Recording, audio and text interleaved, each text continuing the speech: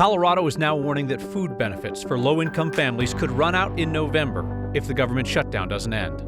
A police department deploys drones from a company that has not been honest with Coloradans and dodged when we asked if they'll fly that fleet into other cities. It's a case-by-case situation. It depends on what's going on. Denver makes a change in security at a homeless hotel shelter that's seeing 4 times the 911 calls as others. And measles is spreading in Colorado, showing up in our wastewater. It allows local providers to be on the lookout for measles cases. That's some good right there, and it's next. More than 600,000 Coloradans rely on SNAP food benefits. Tonight, the state is warning those benefits could run out in November if the federal government shutdown doesn't end. Last Friday, the Federal Food and Nutrition Service told every state that they need to suspend November SNAP benefits. The state of Colorado says they will keep families updated through the state's Department of Human Services website, and we'll keep folks updated here. Existing SNAP benefits will stay on EBT cards, and the state says that counties will continue to process applications and renewals, hoping to avoid delays when the shutdown eventually ends. Democratic Governor Jared Polis says the state is looking at other options on how to keep families fed and how to support people if the government does not reopen soon. There's no sign of progress on that in Washington. Democrats want Republicans to join them in keeping health insurance rates from spiking soon, and Republicans say they won't negotiate on that or anything else in order to end the shutdown. Castle Rock police are celebrating their AI drone unit, but the drones come from a company that has not been truthful with Coloradans about who can access the data they collect. Our Spencer Soischer continues his long-running coverage of flock, safety, and privacy. Life flies by. This is the technology we used to record the radio traffic back then. And if police state warriors wanted a real-time reel of the rapidly changing surveillance technology, this was state-of-the-art technology. show them this press conference in Castle Rock. Drones as first responders is what's next. With waivers from the FAA, Castle Rock police are now flying AI drones at 400 feet daily without an observer. No longer will an officer have to respond to the call, get out of the car, and then deploy the drone at that location. Castle Rock signed a 3-year, $600K deal with Flock, the controversial company running license plate scanners across the country and in Colorado, and putting that tracking data in a shareable database. And then the pilot has the opportunity to see the car that went through that license plate reader. Do you have any federal contracts? We don't. Flock is the same company that just a few months ago told us and local police departments that it had no federal contracts and immigration agents did not have direct access to license plate data, which was not true. Why should anyone believe that that's not going to happen with data that you collect on these flights? You know, I don't know what you're speaking to, but I can tell you that we have guardrails in place, we have policies in place, and a transparency portal. Castle Rock now has a website that shows each flight log online. Both the police department and Flock say the drones will collect data differently than the license plate readers, and the videos taken are subject to the same rules as body cam video, considered public record. But the potential for misuse worries privacy advocates, like the Electronic Frontier Foundation. It's a lot of information to have about individuals that, if it's not secure, can do a lot of damage. Even back in 1984, police officers could access sensitive information. So you have to have the policies in place and the guardrails in place, and you have to have a culture that's not going to allow that. The Electronic Frontier Foundation is big on the anti-police state stuff, and that researcher we spoke with says one of their biggest concerns with Flock being the vendor for these drones is that they already have such a large customer base on the license plate readers, and now they're getting into the drone first responder market. They wonder what else could next be added on. If Castle Rock PD is being honest that they truly did not know about existing concerns with Flock that have been widely covered by this media outlet and others, and that they did not know that Flock has been caught very prominently not telling the truth about their services, that's a pretty telling statement. Yeah, it seems concerning to say the least. They say that they're not expecting to have any sort of data collection like they would have had with the license plate readers, but it's certainly concerning to hear that, yeah. Yeah, you want them to know who they're in business with. Right. You know, all right. Spencer Soischer, thank you. Colorado is now joining more than 20 states in suing the Trump administration over the cancellation of $7 billion nationwide in grants meant to help low-income families get access to solar power. About $150 million of that was coming to Colorado. The funding was part of the Biden-era Solar for All program. The Trump administration canceled the program in April as it embraced more coal mining and oil drilling over clean energy. Democratic Attorney General Phil Weiser says EPA grants can only be taken back for fraud or waste, not for politics. Weiser sued the Trump administration dozens of times. He and other attorneys general won another court battle over clean energy funding back in June. That's when the Trump administration pulled federal grants for EV chargers. Denver's converted hotels turned homeless shelters really rack up the 911 calls.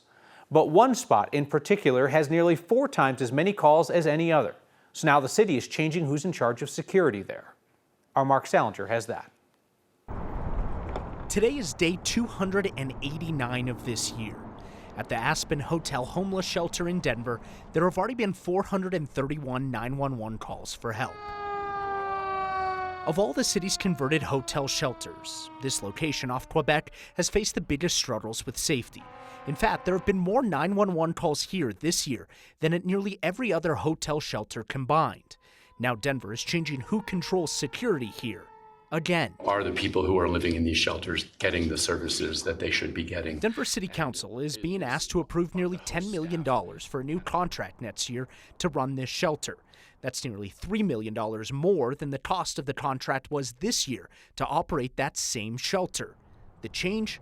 Security. 1.3 or 1.4 million is security costs that weren't in this contract last year, so that's why you're seeing the big jump. But city leaders are going back to a plan that didn't work for them the first time they tried it. When the former Doubletree Hotel opened as a shelter in December of 2023, the Salvation Army was in charge of security. After 2 homicides, several overdoses, and hundreds of calls to police, the city took over the safety plan in 2024. 911 calls dropped nearly 66%. But now the city is once again putting the service provider back in charge of security. This time, it'll likely be a company called Urban Alchemy. We asked each provider to tell us, how would you like to keep your building safe and secure, to give us a security plan, like what's your model for doing this? 36 calls for overdoses, 19 for domestic violence, even 1 for a shooting, all at one location so far this year. The question now, will the changes make it safer? There have been nearly 1,000 total 911 calls so far this year to all of the city-run homeless shelters. That may sound like a lot, and it is, but the city has argued that that's a significant decrease from the number of emergency calls that they used to receive to homeless encampments before the mayor began funding the operation to bring everyone inside. For context, in 2023, DPD responded to between 7,000 and 8,000 calls to homeless encampments all around town, Kyle.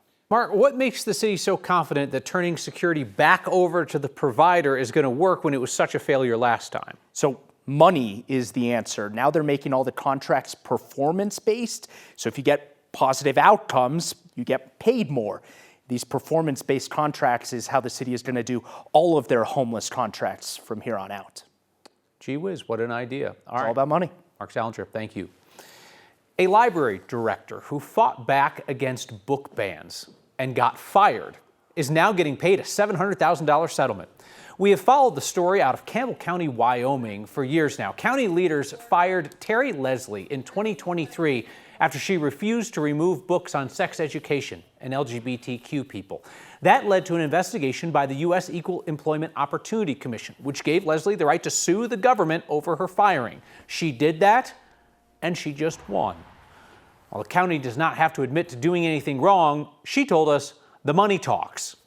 I hope that librarians also are feeling better and knowing that there's a route for them to, if they experience the things that I experienced.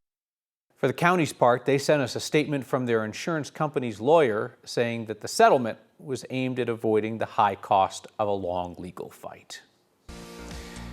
Coloradans near Pagosa Springs are finally headed home after the terrible flooding down there.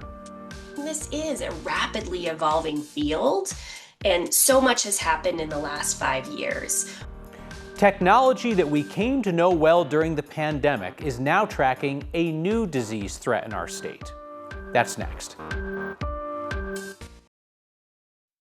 Comcast is laying off more than 300 people at its Centennial location by the end of the year. They say they're closing their West division as the company restructures to a more centralized operation. The jobs that are going away range from marketing to telecom network operations to engineering. If the employees laid off in Centennial don't transfer within Comcast, those folks will get a severance package. Layoffs are part of a trend of TV providers cutting jobs. Dish Network laid off more than 650 employees in Douglas County in 2023 and 2024. Everybody forced out of their homes during the historic flooding in southwest Colorado has now been allowed to go back. After 6 days of rain and flooding, finally a bit of sun in La Plata County and a return home for nearly 400 homeowners. Some roads are still washed out down there, and at least 90 homes have water damage. 2 homes were a total loss. The Animas River and the San Juan River in Pagosa Springs rose to historic levels during these storms. Police say there's still standing water and debris in town, so you'll find parks and some areas of downtown right along the river are still closed. And meteorologist Chris Bianchi was explaining to me today that it was that weather system causing the mess in southwest Colorado that led to our second latest tornado warning on record. Exactly right, Kyle. So that same southwest flow that drew up all that moisture out of the Pacific Ocean and kind of slung it into the San Juans, that same southwest flow drawing up much warmer air and creating the conditions for our second latest tornado warning on record that took place about an hour and a half ago near Burlington. 32nd ever tornado warning in the month of October for us in Colorado. Good news, though, no reports of damage from that tornado touchdown in or even a touchdown in Kit Carson County. This is the same cluster of storms there on the far eastern plains that produced that earlier tornado warning just to the north of Burlington. Still some storms out there in eastern Yuma County right now. Those will push out and mostly a quiet evening ahead. Maybe a snow shower for us in far northern Colorado. The other story, though, we do have a frost advisory, lows down to around 32, both north and south of Denver, and a freeze warning for our friends on the western slope and the northwest corner of the state. Temperatures tonight drop back into the 30s for us eastern plains, and that 7-day forecast will be in the 60s and 70s over the next few days. For years here on Next, we have recommended journalism and other work that didn't come from us, but we think is worth your time. And we've been expanding on that recently, bringing you a multi-part project called Matter of Fact. These are short segments put together by a group of Coloradans who are passionate about defending journalism and the First Amendment, which ensures that speaking your mind in America is not a crime. When you're in full scroll mode and stories are whizzing by at lightning fast speed, can you tell the difference between a real news story and an ad? Sometimes it's hard. As a matter of fact, a lot of ads these days are designed to look like news stories. They have a headline, a photo, and a layout that looks like it could be news. On a news website or a news feed, ads are often sandwiched right in the middle of other news stories. You might click on an ad and not even know. Do you think that's an accident? On your social media feed, before you click, look out for the sponsored or advertisement label. The type is going to be small and will likely be grayed out. Think before you click. A quick tip to keep you from being tricked. And that's a matter of fact. We will be sharing more short episodes of A Matter of Fact each Thursday through early November, when we'll air a documentary showing some of Colorado's best journalists at work. You can learn more about this project at 9news.com/free press. Our wastewater contains the #1 and #2 ways they're tracking measles cases these days. And a reminder, you can catch Next streaming each night, 6 p.m. on 9 News Plus, and we're a podcast wherever you find those.